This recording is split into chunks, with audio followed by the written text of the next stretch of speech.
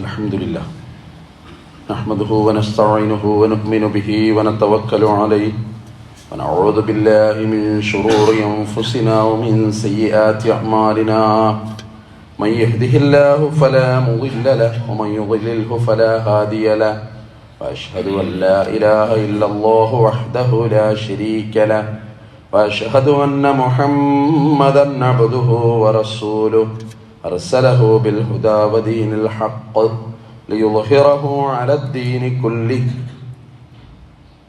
اللهم صل على محمد وعلى آل محمد كما صليت على إبراهيم وعلى آل إبراهيم إنك حميد مجيد أعوذ بالله من الشيطان الرجيم بسم الله الرحمن الرحيم وناديناه أن يا إبراهيم قد صدقت الرؤيا إنا كذلك نجزي المحسنين إن هذا لهو البلاء المبين وفديناه بذبح عظيم وتركنا عليه في الآخرين سلام على إبراهيم. ബഹുമാന്യരായ സത്യവിശ്വാസികളെ, വിശ്വാസികളെ, സർവശക്തനായ അല്ലാഹുവിൻ്റെ വിധിവിലക്കുകൾ ജീവിതത്തിലെമ്പാടും പാലിക്കുവാൻ എന്നോടും നിങ്ങളോടും ഓർമ്മപ്പെടുത്തുന്നു, വസിയത്ത് ചെയ്യുന്നു. കാരുണ്യവാനായ പടച്ചറപ്പ് ഇരു ലോക വിജയികളുടെ കൂട്ടത്തിൽ ഉൾപ്പെടുത്തി നമ്മളെല്ലാവരെയും അനുഗ്രഹിക്കുമാറാകട്ടെ. മാരകമായ രോഗങ്ങളിൽ നിന്ന് അള്ളാഹു നമ്മളെ കാത്തു രക്ഷിക്കുമാറാകട്ടെ. പരിശുദ്ധ ഇസ്ലാമിലെ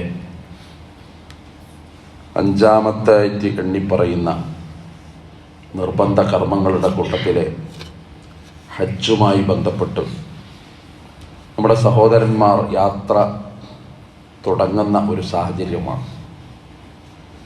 അള്ളാഹു അവരുടെ യാത്രയൊക്കെ നല്ല രൂപത്തിലാക്കി തന്ന് അനുഗ്രഹം ചൊരിഞ്ഞു കൊടുക്കുമാറാകട്ടെ. ഉരുണ്ടുകൂടുന്ന ചില യുദ്ധ കാർമേഘങ്ങൾ യാത്രകൾ മുടങ്ങാതിരിക്കട്ടെ എന്ന് അവർക്കൊക്കെ വേണ്ടി, സമൂഹത്തിന് വേണ്ടി നമ്മൾ പ്രാർത്ഥിക്കുകയാണ്.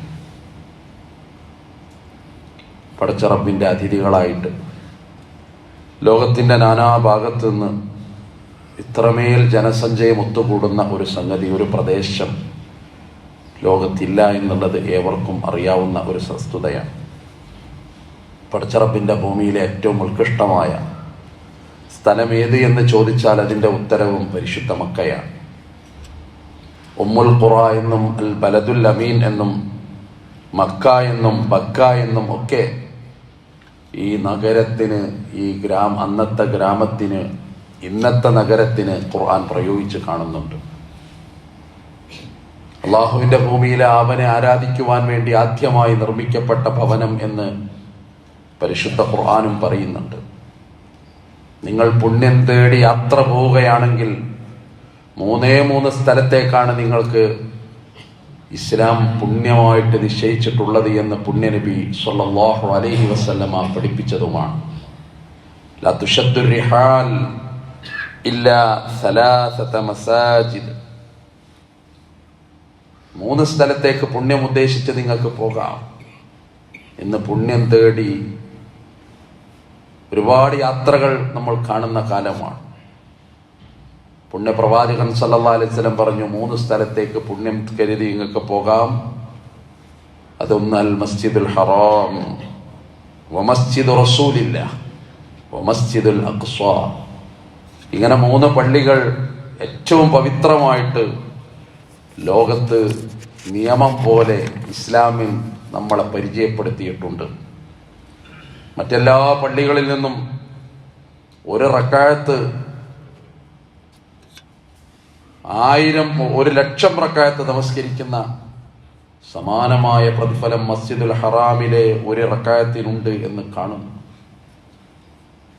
മറ്റെല്ലാ പള്ളികളിൽ നിന്നും ഒരു റക്അത്ത് നമസ്കരിക്കുന്നതിൻ്റെ 1000 റക്അത്ത് മടങ്ങ് മസ്ജിദ് നബവിക്ക് ചാർത്തപ്പെടുന്നു.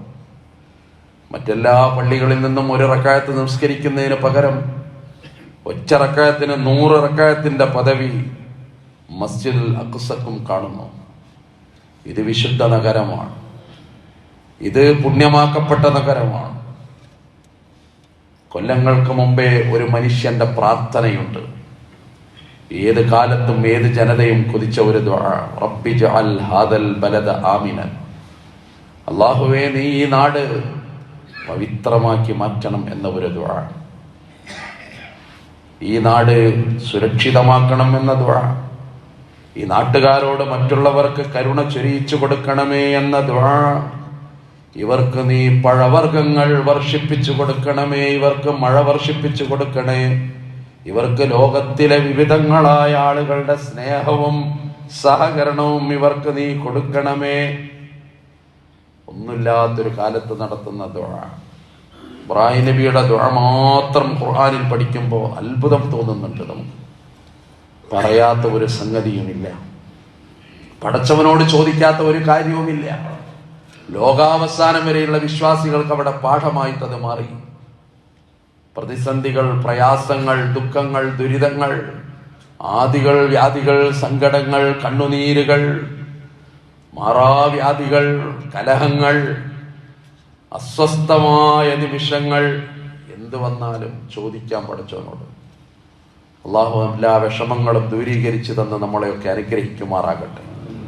ഇപ്പോഴും ആ തേട്ടം എപ്പോ നമുക്ക് ഇല്ലാതായോ അപ്പൊ നിങ്ങൾ പ്രതിസന്ധിയിലാണ്. കൊൽ പറഞ്ഞു കൊടുക്കണം പ്രവാചകരെ അവരോട്, മാ യഅബഉ ബിക്കും റബ്ബി ലൗലാ ദുആഉക്കും. നിങ്ങളുടെ ദുആ ഇല്ലെങ്കിൽ അല്ലാഹു നിങ്ങളെ പരിഗണിക്കുകയില്ല. അവഗണന പലയിടത്തുണ്ടോന്ന് തോന്നുന്നുണ്ടെങ്കിൽ അതിനൊരു കാരണം നിങ്ങളുടെ ദുആ, അർശിലേക്ക് കയറിപ്പോകുന്ന ദുആ, വിശുദ്ധമായ ദുആ. അതുകൊണ്ടാണ് മക്കയുടെ പവിത്രതയും പ്രാധാന്യവും ഇത്രമേൽ ഓർമ്മിപ്പിക്കപ്പെട്ടത്. യാത്രയുടെ വേളയുണ്ടല്ലോ, ഹിജ്റ, ആരും കാണാത്ത യാത്ര, ഇരുളിന്റെ മറവിൽ പോകുന്ന യാത്ര, അബൂബക്കറിന്റെ കൂടെ പോയ യാത്ര. തിരിഞ്ഞു നിന്നിട്ട് കരഞ്ഞു നമ്മുടെ നബി, വല്ലാഹി ഇന്നകി ലഖൈറു അർളില്ലാഹ് വഅഹബ്ബു അർളില്ലാഹി ഇലല്ലാഹ്. എനിക്ക് ഭൂമിയിൽ ഏറ്റവും ഇഷ്ടപ്പെട്ടതും അല്ലാഹു ഏറ്റവും ഇഷ്ടപ്പെട്ടതുമായ സ്ഥലം അതാണ് എൻ്റെ മക്ക. അങ്ങനെ കരഞ്ഞു പോയ ഒരു നാടാണ് പരിശുദ്ധ മക്ക. ഞാൻ ഏറ്റവും ഇഷ്ടപ്പെട്ടത്, എൻ്റെ ഏറ്റവും പ്രിയപ്പെട്ട നാട് എന്നൊക്കെ പറയുന്നത് കാണാൻ സാധിക്കും. ഞാൻ പറഞ്ഞത് ഹജ്ജിന്റെ വേള, അവിടെ മഹാനായ ഇബ്രാഹിം ഖലീൽ ഇബ്രാഹിം നബിയെ കുറിച്ചുള്ള ഓർമ്മകൾ, അദ്ദേഹത്തിന്റെ ത്യാഗം, അദ്ദേഹത്തിന്റെ ജീവിതം, അദ്ദേഹത്തിന്റെ പ്രതിസന്ധി, അതൊക്കെ ഇങ്ങനെ ഓർത്തെടുക്കുന്ന പ്രത്യേകമായ സാഹചര്യമാണ്. പരിശുദ്ധ കഅബാലയത്തിന്റെ നിർമ്മാണം, ആ നിർമ്മാണം നടത്തിയിട്ട് അദ്ദേഹത്തിന് ഒരു വിളിയാളം, വഅദ്ദിൻ ഫിന്നാസി ബിൽ ഹജ്ജി അതൂക റിജാലൻ വഅലാ കുല്ലി ളാമിരിൻ മിൻ കുല്ലി ഫജ്ജിൻ അമീഖ്. വിദൂരമായ മലമടക്കുകളിൽ നിന്നവർ വരും, നീ വിളിയാളം നടത്തണം ഹജ്ജിന് വേണ്ടി ജനങ്ങളോട്. ഇബ്രാഹിമേ, അവർ കാൽനടയായിട്ട് ഈ പരിശുദ്ധ ഗേഹത്തിലേക്ക് വരും, മെലിഞ്ഞൊട്ടിയ ഒട്ടകത്തിന്റെ പുറത്തും അവർ കടന്നു വരും. ഹജ്ജ് സൂറത്തിൽ പറയാം, എത്രയോ കാലം മുമ്പ് ഖുർആൻ. അന്ന് യാത്ര പോലും ഭീതി തോന്നിയ കാലമാണ്, ഓരോ യാത്രക്കാരനും പേടിയുടെ കാലമാണ്. അതുകൊണ്ടാണ് നിയമം വന്നത്, സമ്പത്തിന്റെ സുരക്ഷിതത്വം, യാത്രയുടെ സുരക്ഷിതത്വം, ശരീരത്തിന്റെ ആരോഗ്യത്തിന്റെ സുരക്ഷിതത്വം, ഇത് മൂന്നുള്ളവനാണ് ഹജ്ജ് നിർബന്ധം. അല്ല ത്യാഗം എന്ന് പറഞ്ഞൊരു സംഗതി ഒന്നും ഹജ്ജിലില്ല. ഉണ്ട്, പക്ഷെ ഇതൊന്നുമില്ല. അയാൾ പിന്നെ ഹജ്ജിന് വേണ്ടി കാശ് വിരിക്കുക, അല്ലെ, ഹജ്ജിന് വേണ്ടി ഒരു സർവത്ത് കുടിക്കാതിരിക്കുക, ഹജ്ജ് കിട്ടാൻ വേണ്ടിയിട്ട് ഒരു നല്ല ഭക്ഷണം കഴിക്കാതിരിക്കുക, ഉള്ള കാശൊക്കെ ഒരു കൂട്ടുക, അങ്ങനൊന്നും ഇസ്ലാം പഠിപ്പിക്കൂല, പഠിപ്പിച്ചിട്ടുമില്ല. നിങ്ങൾക്ക് എപ്പോഴാ നിയമം, നിങ്ങൾക്ക് ഇത് നിയമമാകുന്ന ഒരു നിയാമകമായ ഒരു തലം പറയുന്നുണ്ട്. പറഞ്ഞു വന്നത്, ആ പരിശുദ്ധ ഗേഹത്തിലേക്ക് നമ്മുടെ ലക്ഷോപലക്ഷങ്ങൾ ഒഴുകുന്ന പ്രത്യേക സന്ദർഭമാണ്. ലോകവിശ്വാസികളുടെ പ്രാർത്ഥനകൾ അർശിലേക്ക് ഉയരുന്ന പ്രത്യേകമായ സന്ദർഭമാണ്. അവിടെയാണ് ഖലീലുല്ലാഹി ഇബ്രാഹിം നബി അലൈഹിസ്സലാം. കൊല്ലങ്ങൾ എത്ര കടന്നുപോയി. ആ മനുഷ്യനെ ഓർക്കുന്ന പോലെ വേറെ ഒരു നബിയെ നമ്മൾ ഓർക്കാറില്ലല്ലോ. മുഹമ്മദ് നബി സല്ലല്ലാഹു അലൈഹി വസല്ലമയുടെ സലാത്ത് പറയുമ്പോൾ തൊട്ടടുത്ത് പറയുന്ന ഒരു സലാത്ത്, തൊട്ടടുത്ത് പറയുന്ന ഒരു നാമം അത് ഈ മനുഷ്യൻ്റെതാണ്. പ്രിയപ്പെട്ടവന്റെ മയ്യത്ത് കൊണ്ടുവന്ന് കിടത്തി നിങ്ങൾ നിസ്കരിക്കണം അയാൾക്ക് വേണ്ടി. അവസാനമായിട്ട് ഓർമ്മകളിൽ നിന്ന് ആ മനുഷ്യൻ ഓർമ്മകളിലേക്ക് കടന്നു പോവുകയാണ്. കൂടെ നടന്നവനും വർത്തമാനം പറഞ്ഞവനും ഇന്നലകളിലെ എല്ലാമായ മനുഷ്യനെയും ഇന്ന് വെള്ള പൊതച്ച് വെച്ചു.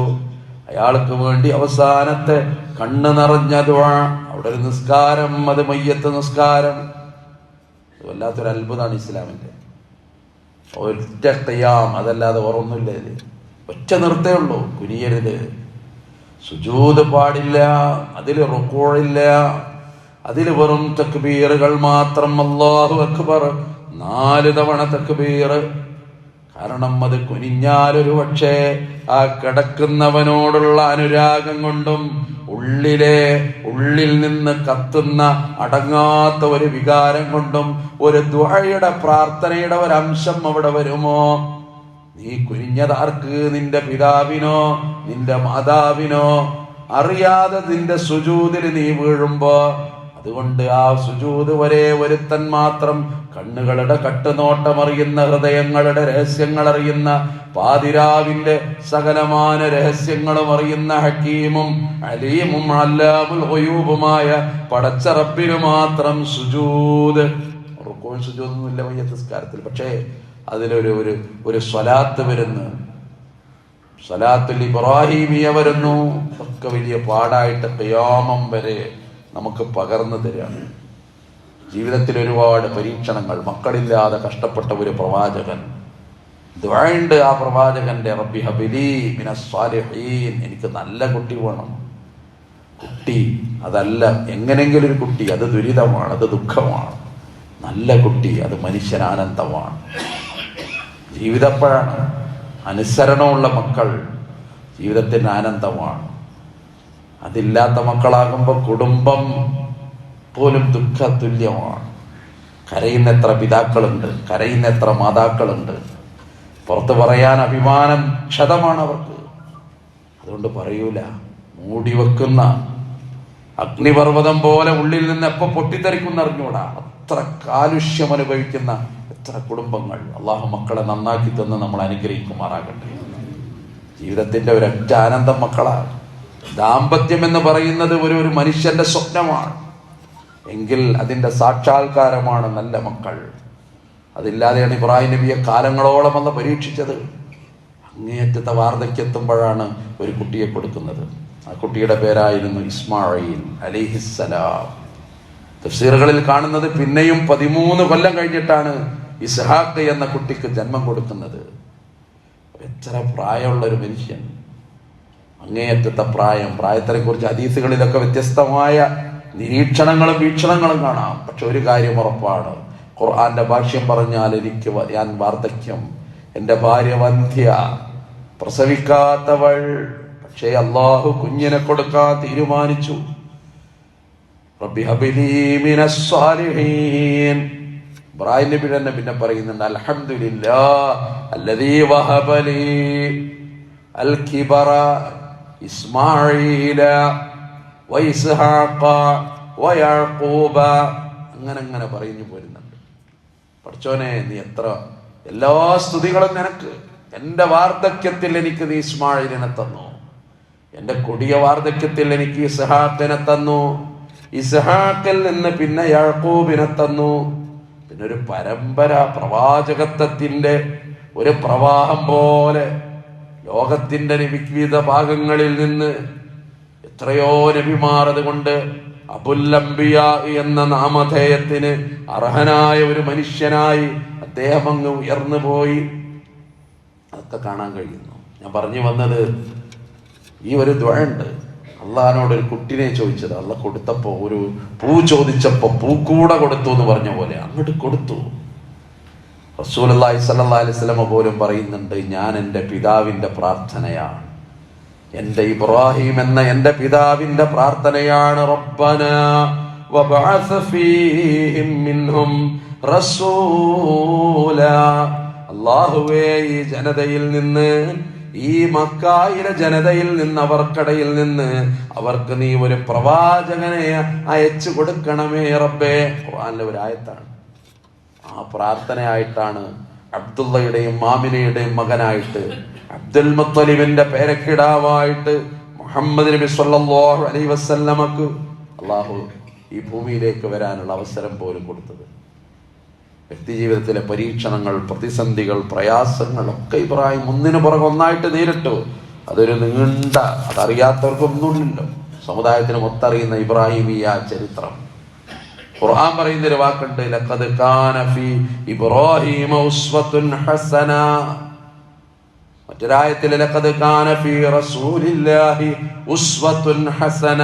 ഈ രണ്ട് നബിമാരെ പറ്റി ഉസ്വത്തുൻ ഹസന എന്ന പ്രയോഗം നടത്തിയിട്ടുള്ളൂ. ഒന്ന് നമ്മുടെ നബി മുഹമ്മദ് നബി സല്ലല്ലാഹു അലൈഹി വസല്ലമ, മറ്റൊന്ന് ഖലീലായ ഇബ്രാഹിം നബി അലൈഹിസ്സലാം. പരീക്ഷണങ്ങളിലൊക്കെ ഇബ്രാഹിം നബി ജയിക്കുന്നു. അള്ളാഹ് എന്ത് പരീക്ഷണം നടത്തിയോ അതിലൊക്കെ ജയിക്കും.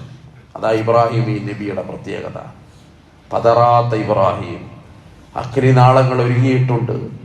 ഒരു മനുഷ്യനെ ചുട്ട് ചാമ്പലാക്കാൻ ആളുകൾ അതിലേക്ക് നേർച്ച നടത്തുന്നുണ്ട്. ഈ നാടിന്റെ ശാപം ഒഴിവാക്കാൻ, ഈ വെളിച്ചത്തെ ഉദിക്കെടുത്താൻ, ഈ വിളക്ക് മാടത്തെ തകർത്ത് തരിപ്പണമാക്കാൻ, ഈ മനുഷ്യന്റെ അസാന്നിധ്യം കൊതിച്ച ഒരു ജനത ഒരു വിറക് നേർച്ചയാക്കി എന്നാണ്. ഒരുപാട് ഇങ്ങനെ കൂട്ടിയിട്ട് സാരത് കത്തിച്ചപ്പോ അതിക്ക് എറിയാൻ പോലും പ്രയാസം. ഒരുപാട് ദൂരെ നിൽക്കുമ്പോഴേക്ക് അതിന്റെ ചൂട് ഒരു പ്രത്യേക ഉപകരണത്തിലാക്കി ഇബ്രാഹിമിനെതിരേക്ക് എറിഞ്ഞു. ആ എറിയുന്നൊരു നേരമുണ്ട്. ഇബ്രാഹിം നബിയുടെ ഒരു ദുആയുണ്ട്.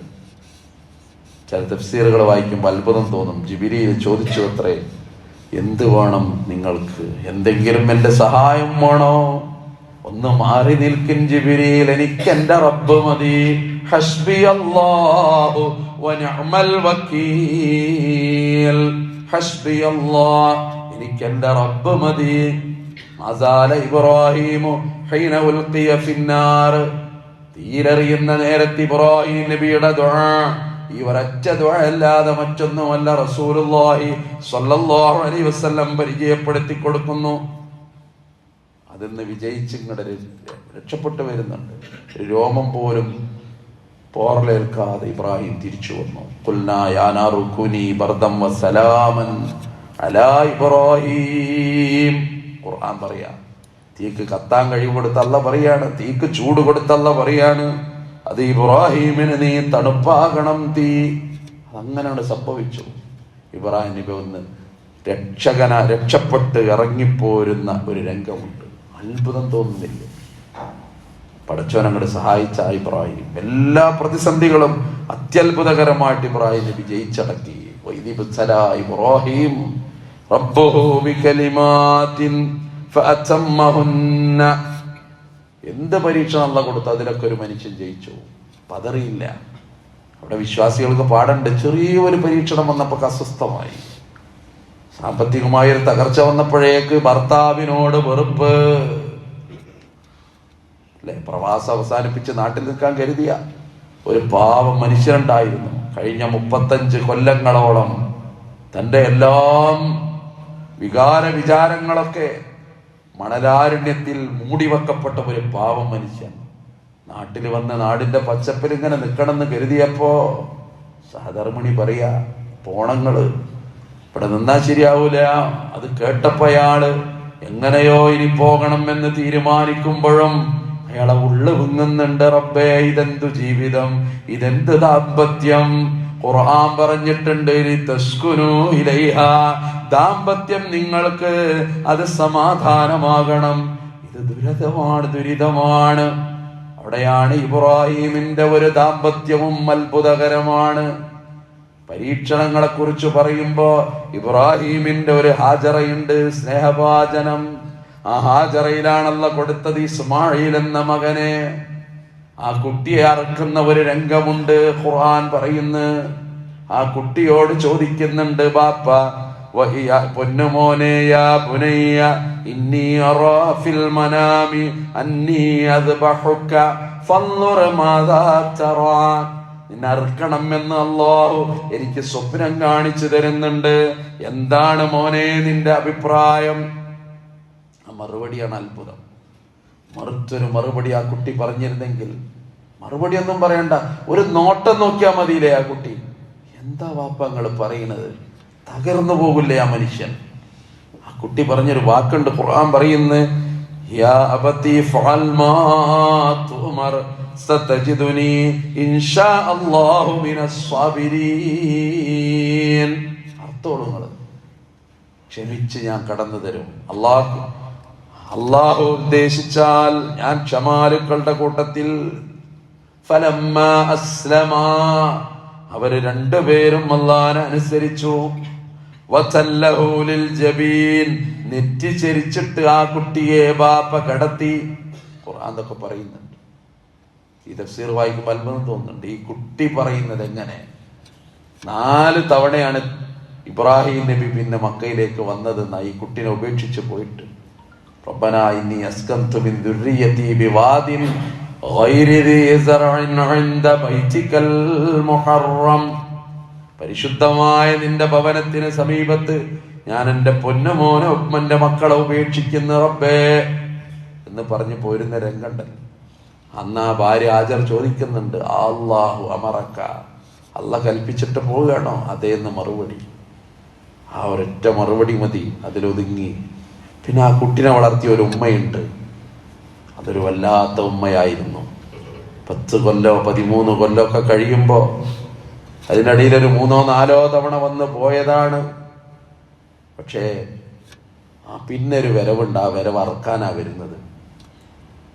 അപ്പോഴാണ് ഈ കുട്ടി വർത്താനം പറയുന്നത്, അല്ല എന്താണോ കൽപ്പിച്ചത് നിങ്ങളെന്ന് വഹിച്ചോളൂ. അതിൻ്റെ പിന്നിൽ ഒരു പെണ്ണിൻ്റെ പരിശ്രമമുണ്ട്. ഓർമ്മ വെക്കുമ്പോ ഈ കുട്ടി ചോദിക്കൂലേ, എവിടെ എൻ്റെ ഉപ്പ? ഏത് മാതാവ് ഞെട്ടുന്ന രംഗം. അനാഥത്വം പേറുന്ന മക്കൾ, എവിടെ എൻ്റെ ഉപ്പ എന്ന് ചോദിക്കുമ്പോ നെഞ്ച് പടയുന്ന എത്ര ഉമ്മമാരുണ്ട് ലോകത്തെന്നറിയുമോ? ആരുടെ മണ്ണിക്കിടക്കുന്ന ഉപ്പാനെ പറ്റി റസൂലുള്ളാഹി സ്വല്ലല്ലാഹു അലൈഹി വസല്ലമയുടെ ഉമ്മയായ ആമിനയോട് റസൂൽ ഇത് ചോദിച്ചിട്ടുണ്ടാവില്ലേ, എൻ്റെ ഉപ്പ എവിടെ? എന്തു മറുപടി പറയും? എൻ്റെ ഉപ്പ എവിടെ? ഇസ്മായിൽ ചോദിക്കും ഇസ്മായിൽ ചോദിക്കും ഹാജറിനോട്. അമ്മാന്റെ മറുപടി എന്തായിരിക്കും? എൻ്റെ ഉപ്പ ഇവിടെ ഉപേക്ഷിച്ചു പോയതാ, പിന്നപ്പോ വന്നിട്ടൊന്നുമില്ല, എന്താ അറിയില്ല എന്നൊക്കെ പറഞ്ഞ് എന്തായിരിക്കും സ്ഥിതി? നല്ല വാക്കുകളെ പറഞ്ഞിട്ടുള്ളൂ ആ ഭർത്താവിനെ പറ്റി ഉമ്മ. ഭർത്താവായ പിതാവായ ഇബ്രാഹിമിനെ കുറിച്ച് കുഞ്ഞു മനസ്സിൽ നല്ല ചിത്രങ്ങൾ കൊടുത്തു ഉമ്മ. ആ ഒരു വികാരാണ് ആ കുട്ടി പ്രകടിപ്പിച്ചത്. നിങ്ങൾ എന്താണോ അല്ല കൽപ്പിച്ചത്, കാരണം അള്ളാഹുവിന്റെ പ്രവാചകനാണ് നിന്റെ പിതാവ്. അല്ല എന്ത് കൽപ്പിക്കുന്നു അത് മാത്രം ചെയ്യുന്നവൻ നിന്റെ പിതാവ്. അങ്ങനെ നല്ല നല്ല ഓർമ്മകൾ. അതുകൊണ്ടാ ഖുർആൻ പറഞ്ഞത് എല്ലാ അവസാനത്തെ ഒരു പരീക്ഷണാണിത്. പരീക്ഷണങ്ങൾ ഒരുപാടുണ്ട്. വനാദൈനാഹു അയ്യാ ഇബ്രാഹിം, നാം ഒരു വിളി വിളിച്ചുവോ ഇബ്രാഹിം, ഖദ് സ്വദ്ദഖത റുയ, നീ സ്വപ്നം സത്യപ്പെടുത്തിയിട്ടുണ്ട്, നീ വിജയിച്ചു ഇബ്രാഹിം. ഇന്നാ കദാലിക നജ്സിൽ മുഹ്സിനീൻ, സുകൃതം ചെയ്യുന്നവർക്ക് നാം ഇതുപോലെ പ്രതിഫലം കൊടുക്കും. ആരെ കൊണ്ടും കഴിയാത്തൊരു സംഗതിയാണ്. അവിടെയാണ് ഈ കഴുത്തിൽ കത്തിവെക്കുന്ന അത്ഭുതം. ഇന്ന ഹാദാ ലഹുവൽ ബലാഉൽ മുബീൻ, ഇത് വ്യക്തമായ പരീക്ഷണമാണ്. വഫദൈനാഹു ബിദിബ്ഹിൻ അളീം, മഹത്തായ ഒരു ബലിമൃഗത്തെ നാം നിനക്ക് പകരം നൽകുന്നു ഇബ്രാഹിം. ഒരാട് കൊണ്ടുവരുന്നുണ്ട് ജിബ്രീൽ അലൈഹിസ്സലാം. എന്നിട്ട് പിന്നെ ആടിനെ അറുക്കുന്ന രംഗമുണ്ട്. വലിയ പാടാണ് അത് നമ്മളെ സംബന്ധിച്ചിടത്തോളം. പുതിയ കാലത്ത് നമുക്കറിയാമല്ലോ, മഹാന്മാരെന്ന് പറഞ്ഞാൽ ആരാ? എല്ലാം അറിയുന്നവർ, എല്ലാ രഹസ്യങ്ങളും അറിയുന്നവർ, അള്ളാന്റെ അറിവ് പോലെ അറിയുന്നവർ, ഭാവിയും ഭൂതവും ത്രികാല ജ്ഞാനമുള്ളവർ. ചില സാധാരണക്കാർ വരെ അന്തം മുട്ടു അത് കേട്ടിട്ട്. അങ്ങനത്തെ ഒരു കാലം. അങ്ങനെ ആയിരുന്നുവെങ്കിൽ ഇബ്രാഹിം നബിയെ സംബന്ധിച്ചിടത്തോളം എന്ത് ത്യാഗ പിന്നെ ഈ ബലി പെരുന്നാളിലുള്ളത്, എന്ത് ത്യാഗമാണ് ഉളഹിയത്തിലുള്ളത്. കാരണം അർക്കണ നേരത്ത് കുട്ടിയുടെ കഴുത്തിൽ കത്തി വെക്കുമ്പോൾ ഇബ്രാഹിമിന് ബോധ്യം വന്നാൽ എന്ത് പ്രശ്നമല്ല, ഇനിയിപ്പോ ഒരു ആടിനേട്ട് ജിബിരിയിൽ വരും എന്നൊരു ധാരണ ഉണ്ടായിരുന്നെങ്കിൽ എന്തായിരിക്കും സ്ഥിതി? പിന്നെ എന്ത് ത്യാഗം! പിന്നെ ഖുർആന്റെ ഈ വരികൾക്ക് എന്ത് പ്രസക്തി! ഇന്നഹാദാ ലഹുവൽ ബലാഉൽ മുബീൻ. ഇതൊരു വല്ലാത്ത പരീക്ഷണമാണ്. നാം ബലിമൃഗം പകരം നൽകി. വതറക്നാ അലൈഹി ഫിൽ ആഖിരീൻ. പിൽക്കാലക്കാർക്ക് ഇത് ഓർമ്മയാക്കി. സലാമുൻ അലാ ഇബ്രാഹിം. ഇബ്രാഹിം നബിക്ക് അല്ലാഹുവിന്റെ രക്ഷയുണ്ടാകട്ടെ. സ്വാഫാത്ത് സൂറത്തിലെ 104 മുതൽ 109 വരെയുള്ള ആയത്തുകൾ. നമുക്കവിടെ ചെയ്യാനുള്ള ഒറ്റ സംഗതി ഇതിലുള്ളത് ഉളഹിയത്താണ്. വേറൊന്നും നമുക്കില്ല. കുട്ടിനെ ഇറക്കേണ്ട പ്രശ്നമില്ല, വേറെ ത്യാഗങ്ങളില്ല, തീ ചാടുന്ന പ്രശ്നമില്ല, ഒന്നുമില്ല. ഈ ഉളഹിയത്ത് സുന്നത്തായിട്ട്, കനത്ത സുന്നത്തായിട്ട്, ശക്തമായ സുന്നത്തായിട്ട്. ആളുകളുടെ ധാരണ എന്താണെന്നറിയോ? എത്ര ഷെയർ എന്നാണ് ചോദിക്കുക. ആരാ ചോദിക്കണമെന്ന് അറിയോ? ഒരു പോത്തിനെ മുഴുവൻ വാങ്ങാൻ കഴിവുള്ള, അത് അറുത്ത് വിതരണം ചെയ്യാനുള്ള കഴിവുള്ള ആളും ചോദിക്കുക എത്രയെന്നറിയോ? ഷെയർ എത്ര? അത് ഞാൻ റെഡിയാണെന്ന്. അങ്ങനെ അല്ലല്ലോ അതിന്റെ നിയമം. ഒരു ഉരുവിനെ അറുക്കാൻ കഴിവുള്ളവൻ ഒരു ഉരുവിനെ അറുക്കണം എന്നാണ്. അതിന് കഴിയാത്തവർക്ക് എന്ത് ചെയ്യാം? 7 പേർ ചേർന്നിട്ടെങ്കിലും ആ കൃത്യം നിർവഹിക്കുക. ആ നിർവഹണം നടക്കട്ടെ എന്നാണ്. ഒരു നാട്ടില് അങ്ങനെ ഒരു ഉരുവിനെ അറുക്കാനും കഴിവില്ലാത്ത ഒരാളുണ്ടെങ്കിൽ ആ നാട്ടില് ഈ ഒരു സുന്നത്ത് നടക്കാതെ പോകരുത്. അപ്പൊ 7 പേർ ചേർന്നിട്ട് അത് നിർവഹിക്കണം. അതോരോ പ്രാദേശികമായിട്ട് ഓരോ ഭാഗമായിട്ട് നിർവഹിക്കുന്ന സംഗതി, അതിന്റെ എത്ര സംഖ്യ മറ്റൊക്കെ പ്രാദേശികമായിട്ട് അറിയാവുന്നതാണ്. അത് വളരെ പ്രധാനമാണ്, വളരെ പുണ്യവുമാണ്, സുന്നത്തുമാണ്. ചില ആള് പറയും അതിലൊന്നും വലിയ കാര്യമില്ല, എന്താ ഈ അർത്ഥം, നമ്മളെന്നെ അർത്ഥം. അങ്ങനെയൊന്നുമല്ല. അതൊരു സുന്നത്തായ സംഗതി. പരിശുദ്ധ നബി സല്ലല്ലാഹു അലൈഹി വസല്ലം നിശ്ചയിച്ചിട്ടുണ്ടെങ്കിൽ അവിടെ നമ്മുടെ ബുദ്ധി മാറി നിൽക്കും. മാറി നിൽത്തേ പറ്റൂ. കാരണം വെറൊരു ബുദ്ധി കൊണ്ട് ചിന്തിക്കാൻ പറ്റിയതല്ലല്ലോ. ഈ ഓർമ്മയാണത് ഖുർആൻ പറയുന്നത്. വതറക്നാ അലൈഹി ഫിൽ ആഖിരീൻ സലാമുൻ അലാ ഇബ്രാഹിം. ഇബ്രാഹിം നബിക്ക് അല്ലാഹുവിന്റെ രക്ഷയുണ്ടാകട്ടെ. അതുകൊണ്ട് പ്രിയപ്പെട്ടവരെ, ആ കാര്യം ബോധ്യപ്പെടുത്തിയെന്ന് മാത്രം. ഒരുങ്ങാനുള്ള സമയമായി. ഏകദേശം ഇനി ഒരു മാസം ഇല്ല, മിക്കവാറും 6-ാം തീയതിയോ മറ്റോ പരിശുദ്ധമായ ഈദുൽ അദ്ഹ വരും. അതുമായിട്ട് അനുബന്ധ അദ്ഹ എന്നുള്ള വാക്ക് തന്നെ ഉളഹിയത്തിൽ നിന്നുണ്ടായതാണ്. അതുകൊണ്ട് അതിന്റെ പ്രാധാന്യം സൂചിപ്പിക്കുന്നു. സാധിക്കുന്ന ആളുകൾ അതിൽ പങ്കെടുക്കുക, അതിന് പ്രോത്സാഹനം നൽകുക, അതിനെ നിരുത്സാഹപ്പെടുത്താതിരിക്കുക. ഇത് ദീനിന്റെ ഒരു ഷിആറാണെന്ന് ബോധ്യമുണ്ടാവുക.